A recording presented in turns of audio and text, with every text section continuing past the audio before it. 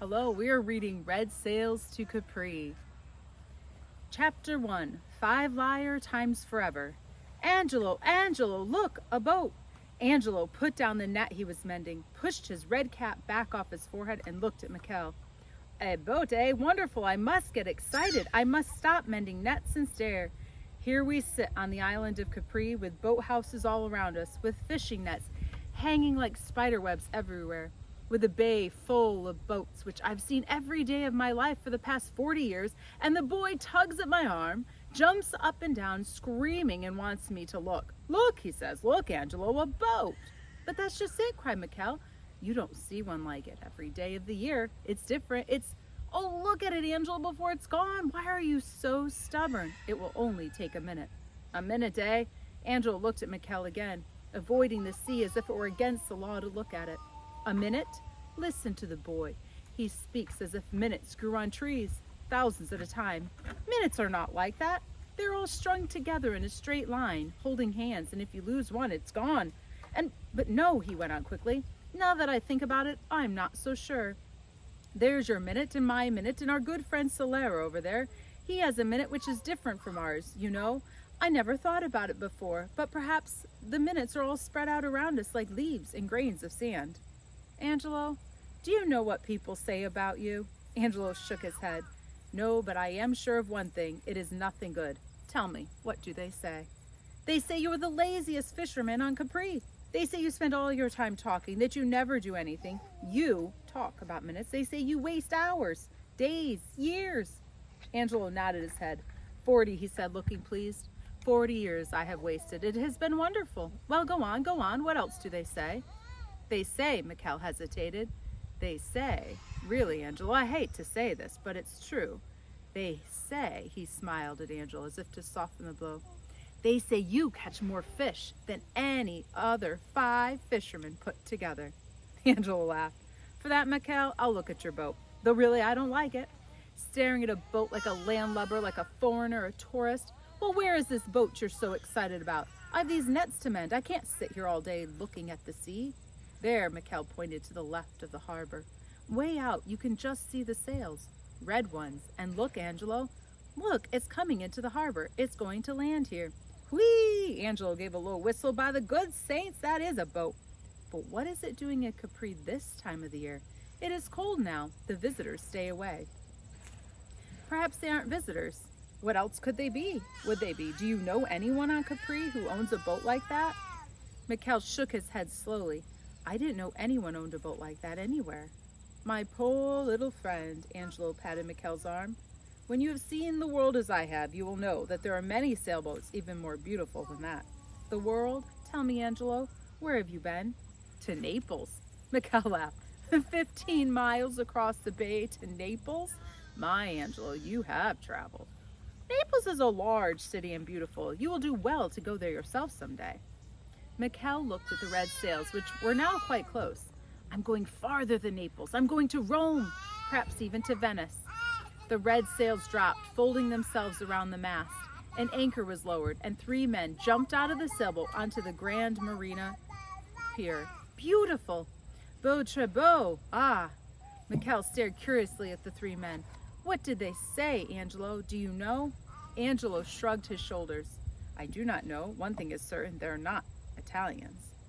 What do you think they are? You've seen many visitors, can't you tell? Well, Angelo leaned forward and looked at them closely.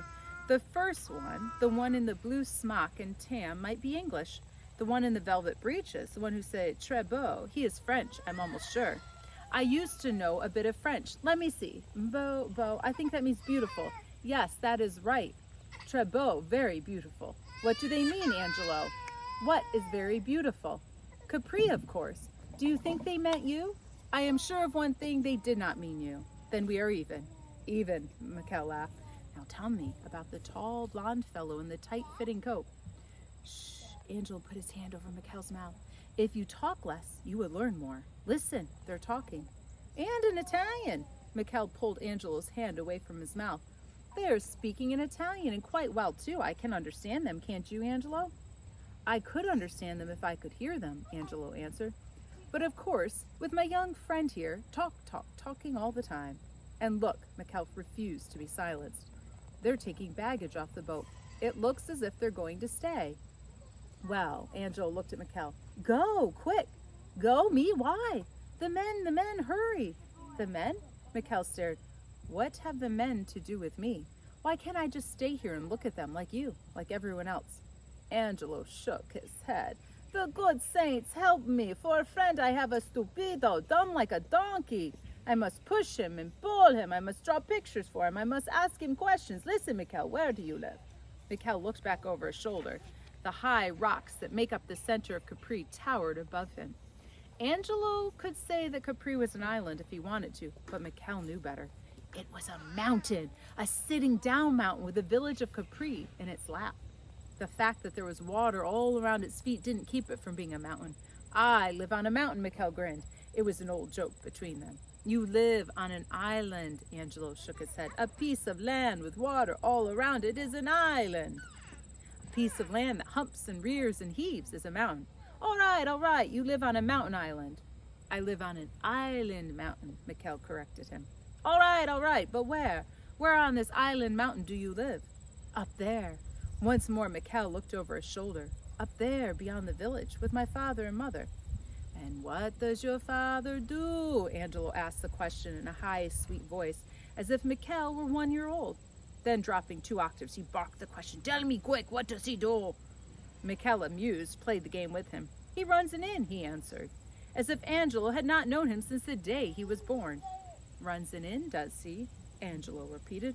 Well, and here are 3 strange men getting out of a boat with baggage and... Angelo! Michael jumped to his feet. My father's inn has been closed for a month. He does not expect guests this time of year. There will be nothing for them to eat. I must go quickly and tell him. So you finally understand, Angelo smiled. I was beginning to think you were going to stay here all day. Michele made a wry face. All right, he said, I am not very smart. But you see, I am smart enough to have a smart friend. Angelo laughed. And a generous friend, too. Here, take this basket of fish to your mother. Then she will not have to worry about supper. Angelo, don't stop to thank me. It is nothing. Just go. Michele turned and stopped again. Signor Petito. Sin, perhaps they will go there instead. One cannot be sure. Go, Angelo waved his arms. Your friend, who is smart and generous, is also clever. They will go where I send them, and I will send them to your father's inn. You will send them? What makes you think they will listen to you? Everyone listens to me. Michele nodded.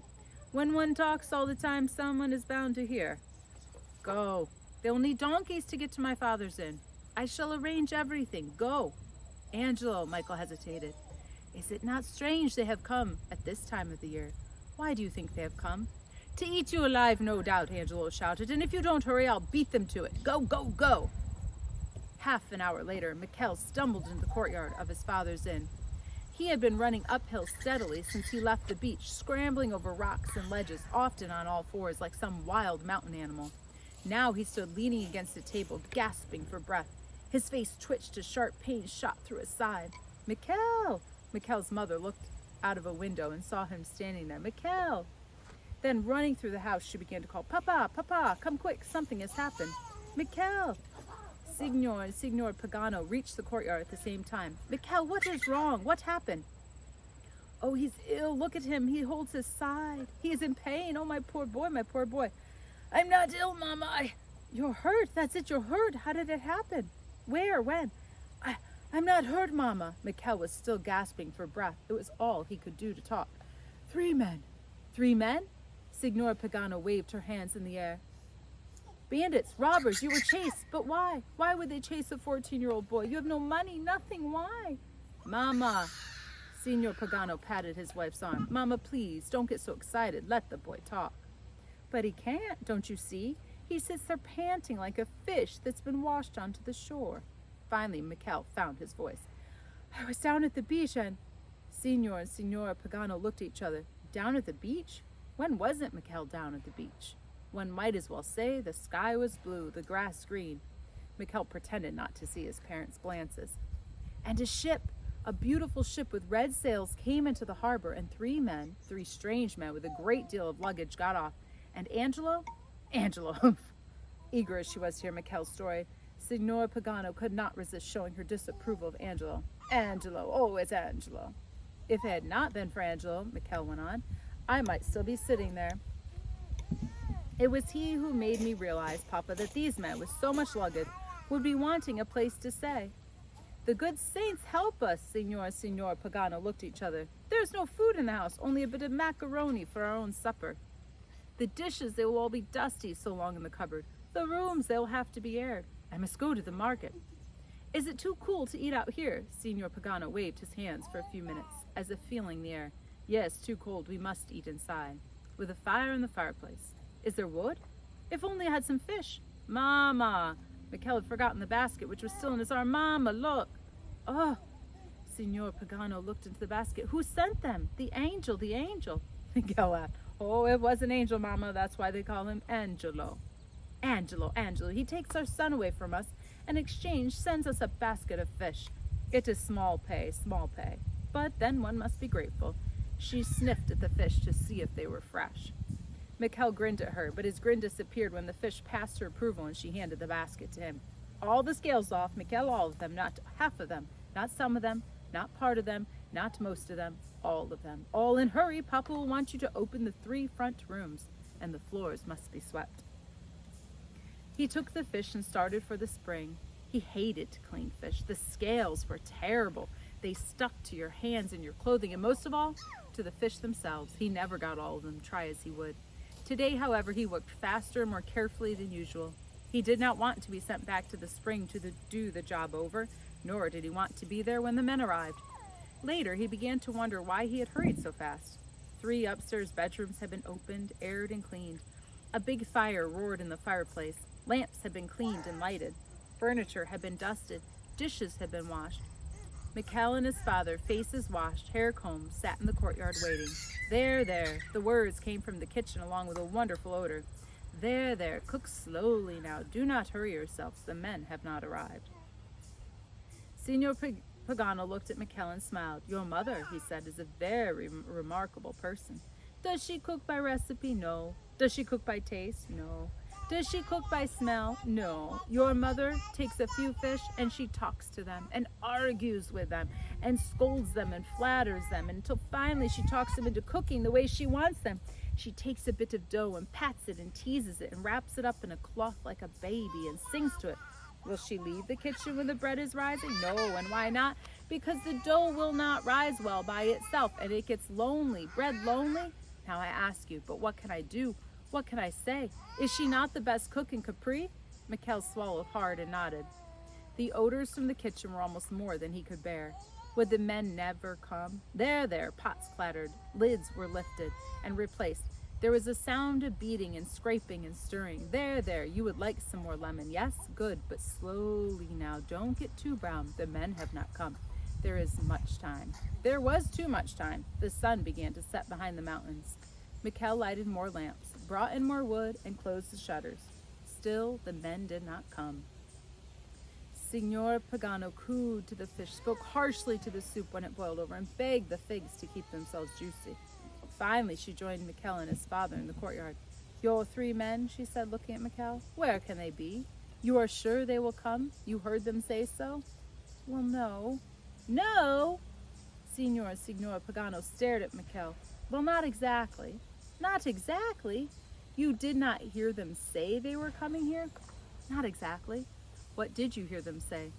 They said that Capri was beautiful and 3 strange men do not have to come in a wonderful boat with red sails to tell us what we already know, Signor Pagano interrupted. Of course Capri is beautiful, and most beautiful is Signor Pagano's inn. But if they do not come, they will come. Why are you so sure? Angelo said. Angelo. Signor Pagano sniffed. Oh, is Angelo. Oh, Angelo knows them? Signor Pagano looked pleased. That is good. No, Michele shook his head. Angelo does not know them. Then how? He said he would send them to us. And you believed him? Signor Pagano put her hands up to her head and swayed back and forth. How can you believe anything Angelo says? Don't you know he could not tell the truth if he had to? It is not that he has forgotten how. Oh, no, he never knew, never. As a small child, a baby. Such stories. And now that he has grown, he is much worse. Like all fishermen, he must make everything better and bigger bigger and better than God intended it to be. Angelo, he makes the biggest and best of all. Angelo can do anything, anything. He can even tell 3 strangers where to go, and they will obey him like little children. Because of him, we have scrubbed and washed and cleaned and dusted. We have used olive oil and lemons and peppers and honey, all we had. A week's supply. We have upset the whole household, wasted wood and oil, and for what? For Angelo and his stories. Michele looked anxiously down the side of the mound and then looked again. By leaning forward, he could see 6 donkey ears moving across the top of the ledge.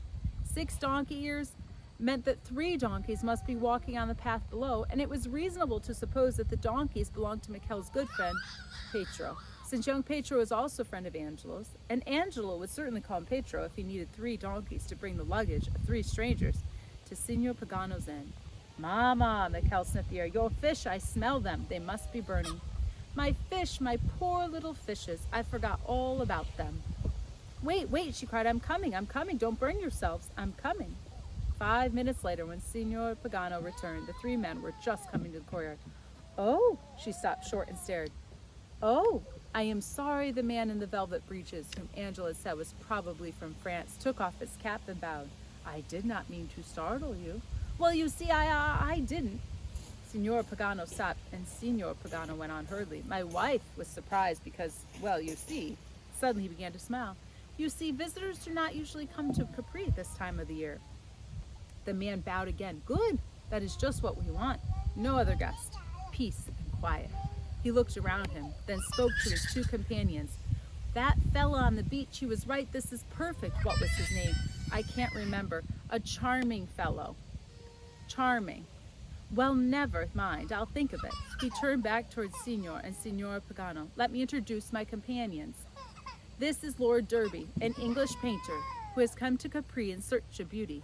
This is Herr Erik Nordstrom, a Danish student who has come to Capri to study all those books which I'm afraid are going to make that poor donkey over there even more bow-legged than he was before. And myself, Monsieur Jacques Tersonner.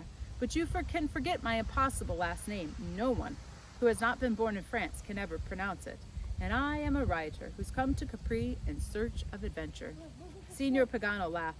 There is plenty of beauty for Lord Derby, plenty of quiet for studying, but you, Monsieur Jacques, I fear will be disappointed. Capri is a beautiful little island, half asleep in the sun. I'm afraid you will not find this adventure you are seeking. Lord Derby, who had been busy taking an easel off a donkey, called back over his shoulder. Do not worry, Signor Pagano.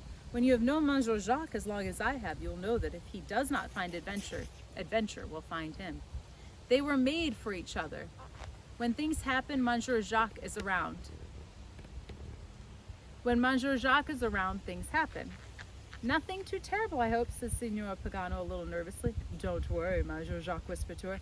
I am not as bad as they make me sound. Anyway, right now, I think we're all most interested in searching for a bit of food. He sniffed the air. Something smells heavenly. I think some good angel must have led us to this place. He clapped his hands together and began to laugh. Now I remember.